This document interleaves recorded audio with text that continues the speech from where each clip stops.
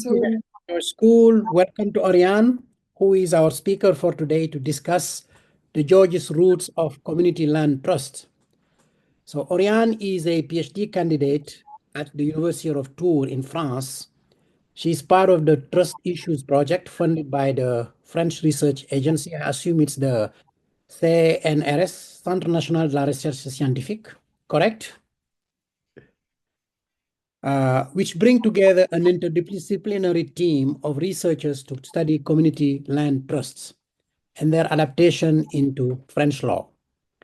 With a background in philosophy and law from the University of Paris 1, Panthéon-Sorbonne, her research focuses on the origins and evolution of these legal frameworks as a response to the housing crisis, analyzing them as products of their social, historical, and legal context.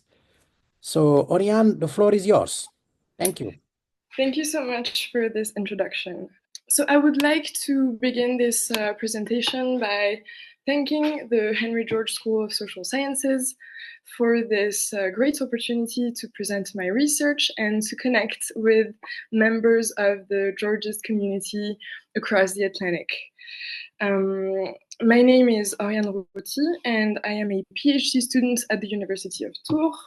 As you have mentioned in your brief introduction, I am part of the Trust Issues project, which focuses on how legal ideas travel and adapt across different legal systems.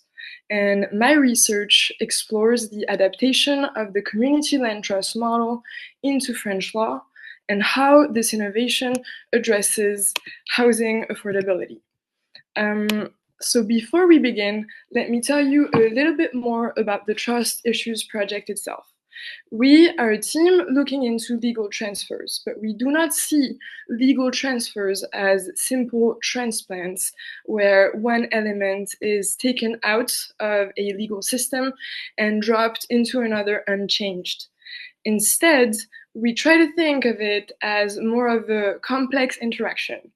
In other words, that means that foreign legal models interact with the local political, legal, and social context of the new system, and bringing them in requires some level of adaptation and even innovation. What's also important to remember is that this process isn't just a one-way transfer. It's more of a dynamic exchange. Oftentimes, both systems influence each other.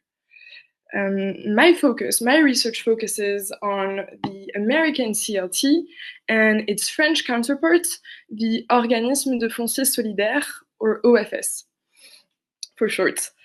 And by comparing both models, I explore how legal culture and social needs shape a model, this particular model, on each side of the Atlantic.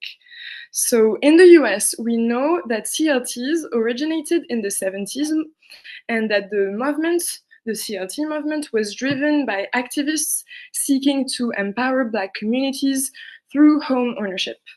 But to really understand how this model was developed, we must look at its theoretical roots, and particularly at the influence of Henry George and his ideas on land reform. So we will come to that in a few minutes. But first, let me start by walking you through a quick outline of what we're going to be talking about today. So since my approach emphasizes the importance of understanding both the origins of legal designs and the domestic conditions into which they're introduced, I'll start with a very brief overview of the housing crisis in Western democracies, with a particular focus on France and the US. And from there, I'll present the French OFS model as a legal response to the housing crisis, and then compare it with the American CLT model. After that, I'll introduce the Georgist ideas that helped shape the core principles of this model. And rather than offering definitive conclusions, my aim here is to highlight key questions and areas for further exploration that will guide the next stages of my research. So, A quick word on the housing crisis. In recent years, social tensions around housing have intensified across Western democracies. And that is the case both in Europe and in the US. So housing costs have outpaced wages, meaning that lower income households are being pushed to the margins of cities, and they are prevented from access every opportunity that a city has to offer. That can be jobs, educations, and so on. So according to statistics from the European Union in 2023, 8.8% of EU residents were critically overburdened by housing costs, meaning that they were spending over 40% of their income on housing. And it's worth noting that urban areas are hit harder than rural ones. In 2023 still, 10% of urban households were overburdened by housing costs in the EU, compared to 7% in rural areas. And in the US, you can see that a similar trend is taking place. In 2023, there were 42.9 million households that were cost burdened in the US, and over 21 million that were severely so. So as you can see on this slide, you have graphs that are comparing housing costs with income growth in both France and the US. And we can see that they clearly highlight the same pattern. Prices tend to rise and income lags behind. So in order to respond to this crisis, France introduced the OFS model through the 2014 Allure Act. The key principles of this model are that a nonprofit called the OFS retains land ownership, while the housing is sold to eligible households at significantly reduced prices that can be up to 50% below market rates. So residents buy the home, but they lease the land long-term through a BRS contract. And as you can see here, this model has grown quite rapidly, because as of 2024, there were over 170 OFS entities spawning across the 13 metropolitan regions, as well as the French overseas territories. So a little more on the BRS contract. As this contract is a key element in the affordable housing scheme, that is the OFS BRS framework, eligibility is limited to low and middle income households, meaning that households that already own a suitable primary residence or that earn sufficient rental income to buy on the open market are meant to be excluded from the scheme. Financial provisions are also in place to ensure affordability. That can mean VAT reductions, zero interest loans, and sometimes even property tax relief. But what makes this contract particularly interesting is that it introduces a new form of ownership into French law, one that is based on an ongoing legal relationship.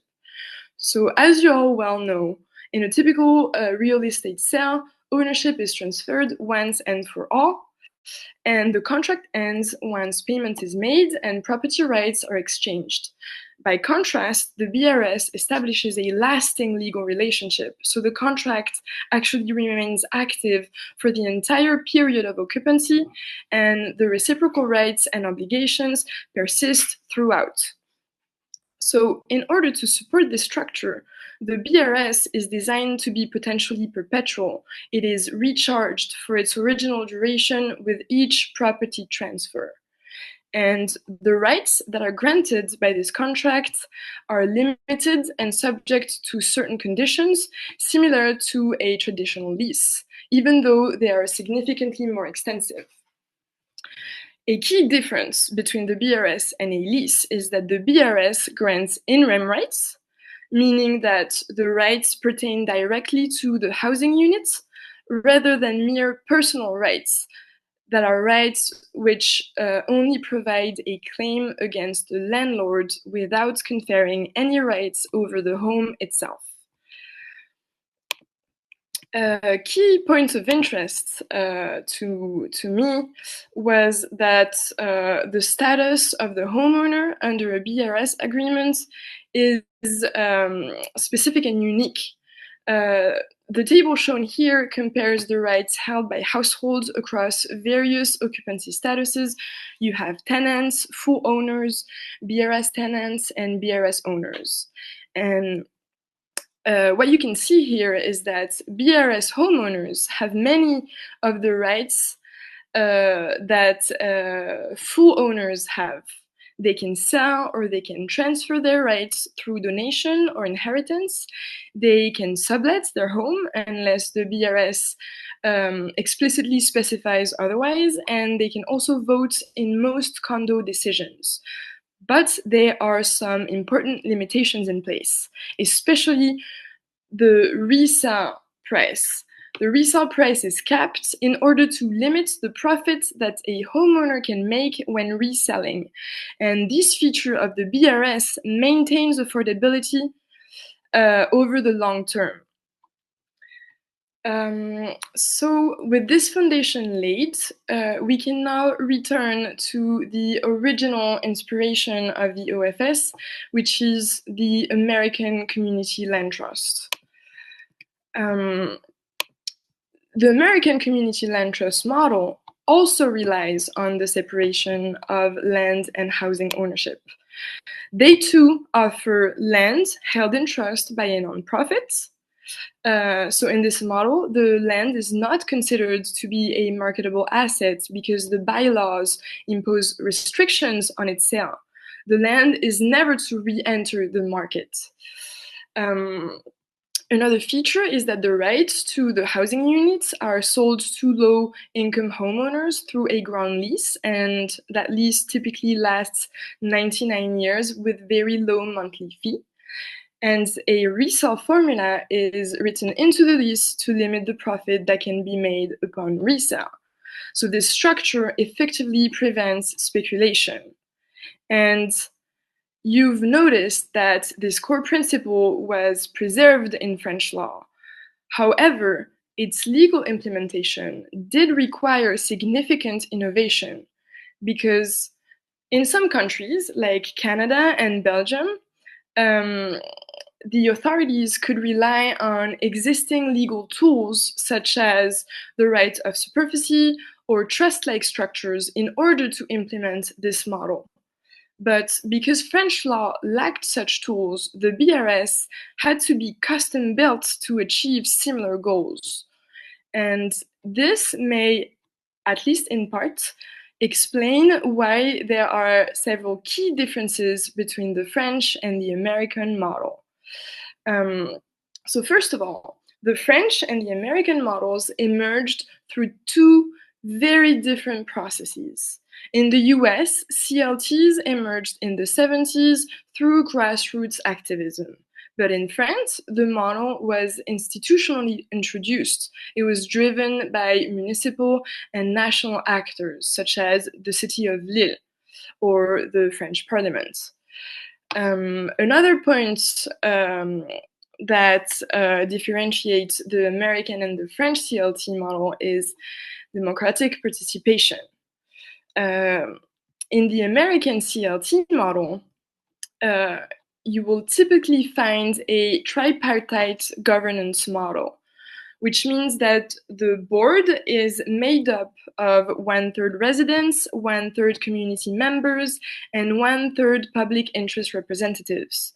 And this ensures collective decision-making. But in the French model, by contrast, the democratic governance is not a priority. Households have limited say in long-term management, which streamlines operations and avoids governance conflict. So the model is actually easier to scale. Despite these differences, however, both models aim to remove land from speculation and to promote lasting affordability. However, the scope of the BRS has broadened significantly since it was introduced a little over 10 years ago. social housing providers now use it as a flexible tool to promote affordable housing, even though they couldn't be certified OFS when the Allure Act first passed in 2014. Now they can actually use the BRS, and they use it more and more frequently. And another important development is that two new incentives are currently in place to encourage the broad adoption of the BRS contract. First of all, income ceilings have been raised, which allows for broader eligibility, and so more and more households can benefit from this model. And secondly, you need to know that in France, there's a law that passed in 2000, which requires municipality with more than 3,500 inhabitants to have at least 20% of social housing, or else they face a fine. And BRS homes now count as social housing. They were integrated into the social housing quota, which means that building homes and then selling them through a BRS contract is helping cities meet quota obligations. So this evolution of the BRS and its use shows how this model has become not only a mere legal transplant of the American model, but rather that it is now a tailored instrument responding to the specific needs of the French legal and housing context. And in line with my goal of retracing the key factors that shaped the development and eventual adaptation of the CLT model in France, I will now return to the early reflections on land tenures. So the questions we're going to be asking ourselves are: how were the problems associated with the open housing market first identified? And how did CLTs emerge as a potential solution? And there is one name that consistently appears in every account of the American origins of CLTs. It's the 19th century American thinker Henry George. So he is where we begin this investigation. In his book, Progress and Poverty, George observes that the association of poverty with progress is the great enigma of our times. So he sets out to explore a series of interrelated questions. Why hasn't economic progress improved conditions for workers? And why has it instead led to rising inequality? To solve this paradox, Henry George investigates why wages remain at a bare minimum, barely sustaining workers. So, the total produce of an economy is to be divided among the three factors of production. So you have rent, that is paid to landowners, wages, which are the remuneration of labor, and interest, the return on investment of capital. And George argues that rent reflects the price someone is willing to pay for the right to use land based on its productivity relative to free land. So when free land is available, land generates no rent, and production is solely divided between wages and capital. However, speculation, which is the anticipating of future rents, causes land to be hoarded and to be withheld from use. And this artificially restricts access to productive land, thereby increasing rents. George sums this up with the statement that rent, in short, is the price of monopoly. And his analysis of the distribution of wealth can be formalized with the following equations that you see here on this slide. So the first equation means that the total output of an economy is the sum of rent, wages, and interest. It's divided between these three factors of production, as we've said at the beginning. But the second equation means that if we subtract rent from the total output, what we are left with is the proportion that goes to labor and capital. This means that as rent increases, wages and interest cannot rise proportionally, keeping workers in poverty despite economic progress. Hence, the root of inequality, George argues, is private land ownership. And he proposes a corresponding solution. Land should be common property. It's important to note that George opposes private land ownership, but not the idea of private property itself. He actually distinguishes between land, which is a natural resource that should belong to all, and improvements that are human-made and therefore rightfully owned. Here, George is implicitly engaging with John Locke's labor theory of property. Locke's argument is that labor justifies property, including private ownership of land. In the second treatise, he says, I quote, "As much land as a man tills, plants, improves, cultivates, and can use the product of, so much is his property." And George rejects this logic, contending instead that land is not the product of human labor. It is a natural resource that has existed well before any individual exerted efforts upon it. And therefore, the principles justifying ownership of labor and labor's products cannot justify private ownership of land. George goes even further than that. He actually argues that private land ownership actually undermines property rights in labor's fruits because rent paid to landowners deprives the workers of the full value of their labor. So land ownership actually contradicts labor-based property rights rather than reinforcing them. To George, rent is not the result of any activity on the part of landowners. Instead, he argues that it is value created by the whole of community and that value is monopolized by landlords. In order to address this injustice, George proposes a land value tax that would be capturing the unearned value created by society. And this would ensure that the wealth generated by society is collected and redistributed for the public good. So now that we're done with this brief overview of some of Henry George's ideas, let's see how CLTs actually reflect these Georgist themes and thoughts. So CLTs do not apply George's land value tax, but they do achieve similar results through structural means. Our first point of interest here is the notion that land should be a common resource.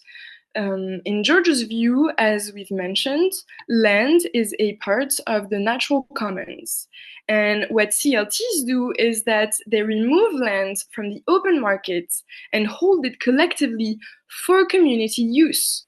So this reflects George's idea that land should be controlled collectively and not monopolized. Then we move on to the idea that rent should be captured for public benefit. George argues that the economic rent should be taxed and it should be redistributed. And CLTs effectively prevent land value from going into private hands because homeowners can gain only limited equity, and most importantly, land appreciation remains within the trust. So while CLTs do not impose a tax, they do redirect value collectively, echoing Georgist redistributive goal. Another core principle of the CLTs that seem to be inherited from George's work is the notion that preventing speculation is of the utmost importance. To George, speculative land ownership leads to inequality and inflated housing prices. Because rent is extracted without productive contribution and it worsens scarcity. What CLTs do is that they effectively remove land from the open market, and this way they prevent the kind of rent-seeking behavior that George critiqued. Instead of taxing land value, they simply remove the land from the speculative system altogether, but this produces similar outcomes. And lastly, CLTs respect the Georgist distinction between land and improvements by separating the ownership of the land that is held in trust by the CLT and ownership of the buildings or improvements built upon it, which are sold to individual households. So this aligns with George's principle that only improvements should be privately owned. In short, while CLTs don't replicate George's model exactly, they do operationalize many of its core principles through structure rather than taxation. So it's fair to say that CLTs echo George's vision that land value belongs to the community. Looking ahead, my research will focus on exploring exactly how these Georgist ideas and principles were diffused, transformed, and applied until they became integral to the development of the CLT model. Hence, I plan to investigate how these ideas were adapted, interpreted, and transmitted, who were the key intermediaries that helped bridge George's economic theories and the eventual creation of the CLT model. And thus, I aim to uncover the links that exist between George's thoughts and the CLT movement that began in the 70s and 80s. Another point of interest to me is whether or not George's work had any influence in France. Were his ideas known in France? And if so, how were they received and adapted? Were they ever influential? Did they inform any actual policies? In order to address these many questions, my methodology will draw on archival research with the objective to trace the circulation of George's ideas and to identify intermediaries. So this will entail the examination of historical documents such as lectures, articles, newspapers, in order to understand how George's ideas were disseminated both in the US and in Europe. And hopefully this will help me identify key figures or organizations that adopted, modified, or spread George's thought, leading to its influence on the CLT movement. Another aspect of my methodology will be a historical analysis with the objective to track the evolution and the development of CLT features. Here, I will investigate experimental land tenures initiatives in order to understand when and how key elements of CLTs, such as land ownership, affordability, community control, and so on, began to emerge. And this will then allow me to analyze how George's principles were incorporated or not into these particular initiatives, and how then these initiatives culminated into the very first CLTs, well, the very first land tenures initiatives that are today considered to be CLTs. And this whole historical overview will be essential in lending further support to our concept of complex interactions, because it will shed light on how the American political, social, and historical context informed the model as we now know it. And it is also possible that it will show that the CLT model itself was in part inspired by land tenure models and thinkers and movements from other countries, including perhaps Europe, which influenced its development. So, to conclude this discussion, I hope I have provided you with a clear overview of my research so far and of how it will explore the influence of Georgist philosophy and its ideas about land ownership on the development of CLTs, both in France and in the US. Thank you so much for your attention.